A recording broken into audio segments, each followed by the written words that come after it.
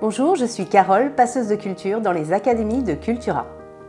Aujourd'hui, je vais vous faire découvrir l'aquarelle abstraite. Vous allez apprendre à utiliser les pinceaux Lavis pour travailler des nuances dégradées sur de l'humide et le drawing gum, un produit très utile pour garder le blanc du papier en créant des motifs. Pourquoi le choix de ce thème? L'art abstrait était rarement abordé avec la technique de l'aquarelle, mais c'est devenu de plus en plus tendance. Et pour débuter, l'aquarelle, c'est parfait car il n'y a pas besoin de savoir dessiner. Pour découvrir cette technique, il va vous falloir comme matériel un bloc aquarelle, du format que vous souhaitez, des pinceaux Lavis petit gris, un pinceau basique, évidemment une boîte d'aquarelle, du drawing gum, 2 pots pour l'eau, du papier essuie-tout. Et ça sera tout. Pour savoir réaliser des aquarelles abstraites, je vais vous montrer à travers des exercices faciles plusieurs effets. Mouiller sur mouiller, mouiller sur sec, faire fuser les pigments, faire des projections et l'utilisation du drawing gum. Et maintenant, on va pouvoir attaquer. On va commencer par le premier exercice. Vous prenez votre pinceau Lavis, soit le petit ou le plus gros, suivant la taille de votre papier.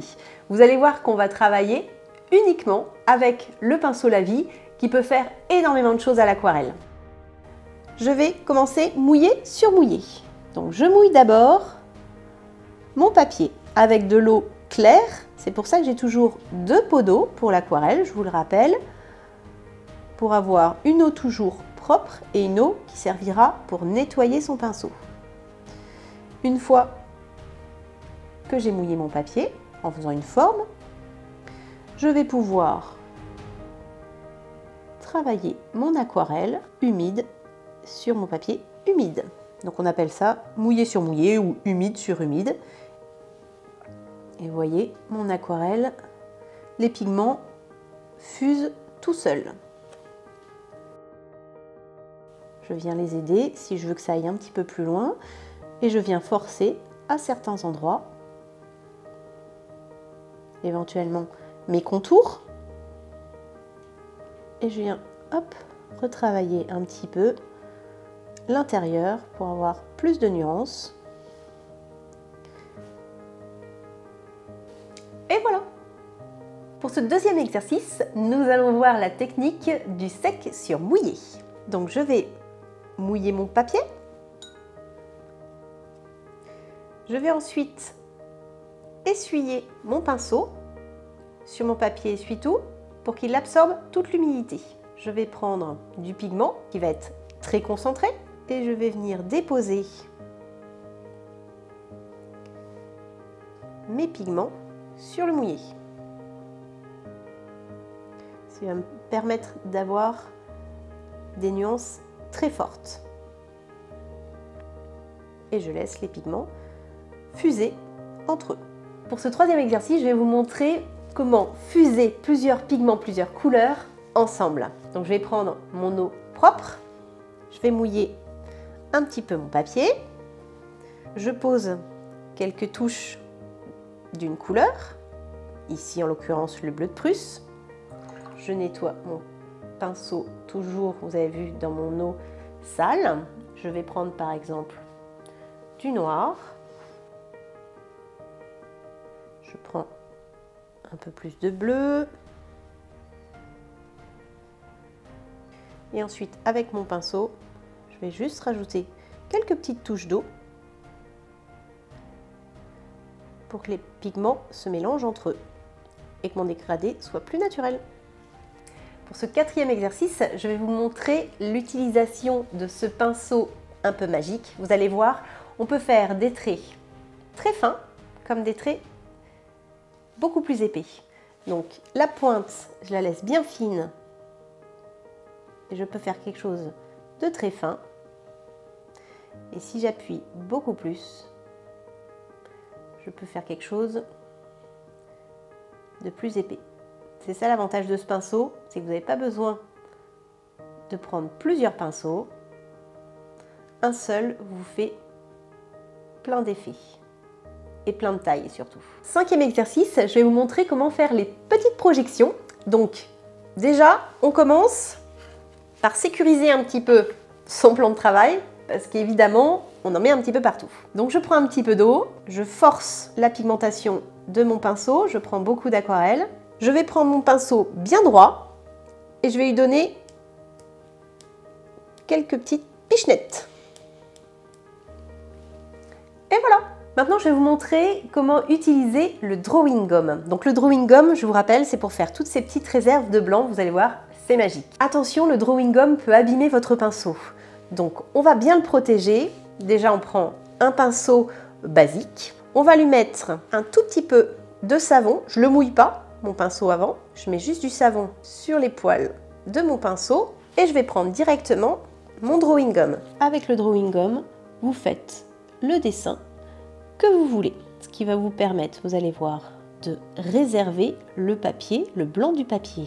C'est pour ça qu'on appelle ça justement aussi une gomme de réserve. On appelle ça aussi une gomme de masquage. Alors vous allez voir, hein, le drawing gum a une odeur un peu forte, une odeur d'ammoniac. Vous avez vu, je le mets un peu en épaisseur, l'étirez pas trop, parce qu'il se retirera beaucoup plus facilement si vous en mettez beaucoup. Et dès qu'on a fini, on nettoie bien son pinceau. Une fois que le drawing gum est bien sec, donc on s'assure bien qu'il soit sec, ça colle un tout petit peu au doigt, mais il faut vraiment que ce soit sec, sinon vous allez abîmer votre beau pinceau La Vie.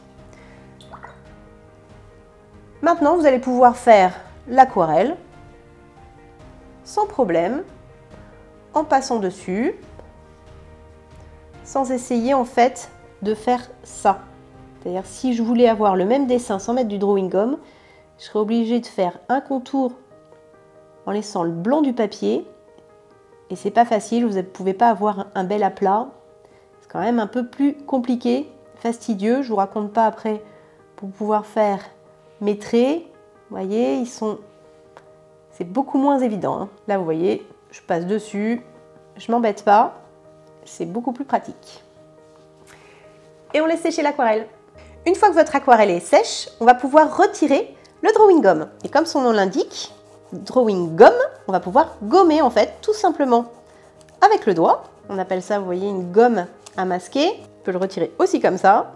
Attention d'avoir évidemment les mains bien propres et que votre aquarelle soit bien sèche. Et vous voyez, mes blancs sont parfaits.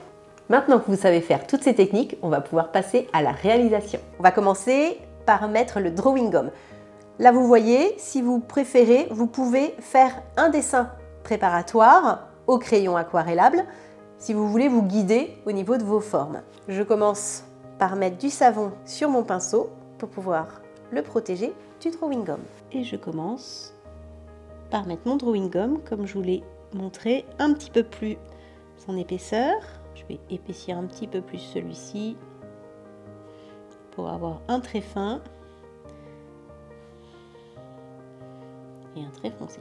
Ici, je vais faire mes petites taches.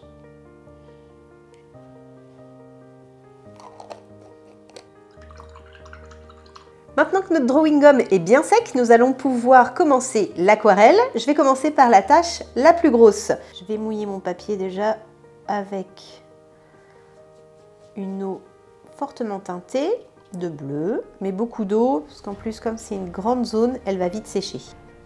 Et maintenant, je vais pouvoir forcer mes pigments. Un petit peu de bleu de Prusse, un petit peu de noir.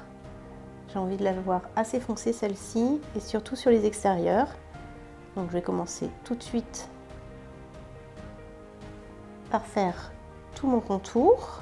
Je m'assure que ma couleur se diffuse bien, que mes pigments se diffusent bien. Ça veut dire que mon papier est toujours assez mouillé. Et je vais faire quelques petites touches au centre, plus bleu, plus noir, surtout là où il y a le drawing gum, hein. Évidemment, une fois que le drawing gum sera enlevé, ce sera bien blanc. Donc si je veux que ça contraste bien, il faut que je fonce. Je remets un petit peu d'eau à certains endroits et je laisse l'eau faire son travail. Le papier également, qui gondole un petit peu par endroits, c'est pas grave. Et du coup, ça me chasse l'eau. L'eau et les pigments se retrouvent concentrés à certaines zones, ce qui va me donner aussi des effets très intéressants. Et je laisse bien sécher naturellement.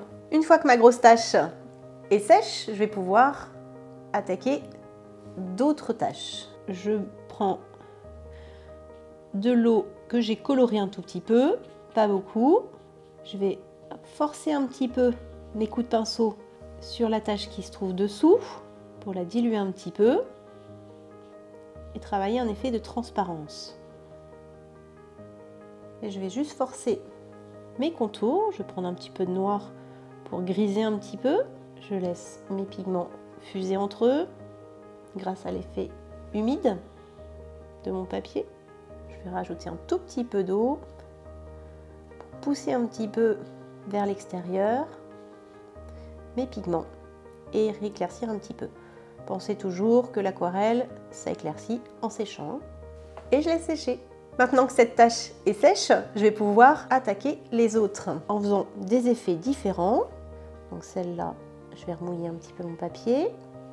Toujours par contre, forcer un petit peu sur la tâche du dessous pour faire mon effet de transparence. Voilà. Je vais passer tout mon contour, très léger. Ce que je peux faire, c'est qu'avec du papier, je peux retirer un petit peu de pigmentation pour avoir un autre effet. Essayer de varier les couleurs, même si on est dans des bleus. Je prends un peu de bleu de Prusse, un petit peu de bleu ciel. Je grise un peu avec du noir ou même avec du gris. Et une petite dernière, déshumidifier un peu mon pinceau grâce au papier absorbant.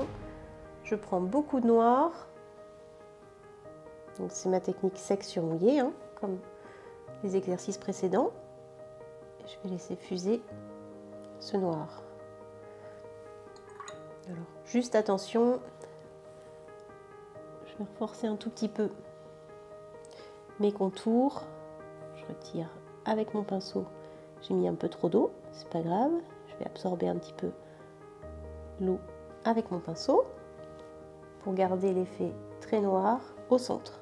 Et on laisse encore une fois sécher. Une fois que toutes vos tâches sont bien sèches, vous allez pouvoir retirer le drawing gum. On enlève cette petite gomme pour voir apparaître comme par magie notre blanc de papier.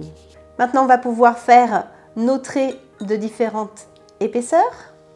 Faire un petit mélange de bleu de Prusse et de noir.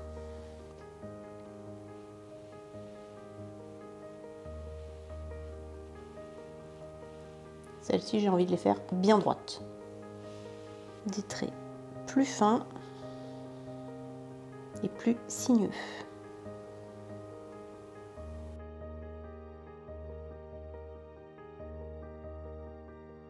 J'en fais un troisième trait, on va faire 2 et 2. Maintenant, il nous reste à faire les petites projections. Donc attention, comme tout à l'heure, dans les exercices, on sécurise bien sa table, son plan de travail. Je reste très près du papier pour essayer de cibler un petit peu mes tâches. Et si je veux, je peux forcer quelques-unes directement au pinceau sans projection.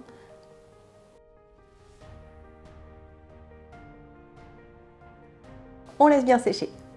C'est terminé pour aujourd'hui, j'espère que ça vous a plu, que vous êtes fiers de votre réalisation, que ça vous a donné envie de faire d'autres projets. Et surtout, si vous avez besoin d'autres idées, n'hésitez pas à nous retrouver sur notre site internet cultura.com, sur nos réseaux sociaux et évidemment dans nos magasins et nos académies. À très vite. Cultura, la culture avec un grand A.